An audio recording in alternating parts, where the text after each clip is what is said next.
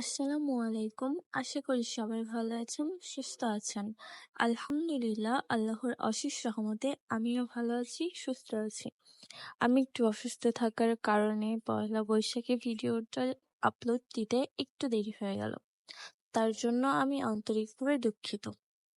তো এটা ছিল দুপুরবেলার একটা ভিউ। যেহেতু আমি সকালবেলা ছিলাম না, তাই পান্তা ইলিশের ক্লিপটা আমার কাছে নাই। এটা আমাদের দাকব থানার চাংলা উপজেলা। তো এই তো রাতের বেলা যেহেতু 3 দিন ব্যাপী একটি অনুষ্ঠান ছিল, আমি প্রত্যেক দিনে একটু একটু করে ক্লিপ এখানে অ্যাড করে দিয়েছি। কারণ 3টি পার্টি ভিডিও দেওয়া এখন আমার পক্ষে সম্ভব না, যেহেতু আমার অনেকগুলো ভিডিও অলরেডি জমা পড়ে গেছে। আর বাইরে থেকে যেহেতু তেমন কোনো শিল্পী আসে নাই, স্থানীয় ছেলেমেয়েরাই যেহেতু অনুষ্ঠানটি করছিল 3 দিন ব্যাপী, তো তেমন দেখার মতো কিছু ছিল না, তাই দিয়ে খাওয়া দাওয়ার অপশনে চলে যাই।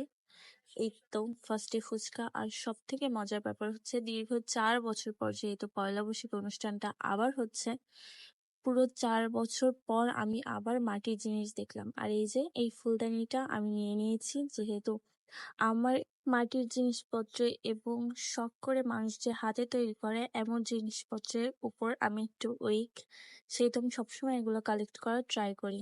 দেন ঝালমুড়ি খেয়ে নাগরদোলায় উঠলাম। ভাই, আমি সত্যি কথা বলতে নাগরদোলা প্রচুর ভয় পাই। পুরো নাগরদোলায় আমি চিল্লাইছি আর বলছি, আল্লাহ এবার মতো নামায় দেওয়ার, জীবনেও উঠবো না। দেন এই যে উপর থেকে অনুষ্ঠান উপভোগ করলাম। অনেক রাত হওয়ার কারণে লোকজন কম ছিল। আর যে গরম পড়ছে, আইসক্রিম তো মাস্ট লাগবেই। তারপরে এই যে মোস্ট ফেভারিট ঝালমুড়ি। তো ঝালমুড়ি খেতে খেতে আজকের মতো এখানেই শেষ করছি। সবাই ভালো থাকবেন, সুস্থ থাকবেন। আল্লাহ হাফেজ।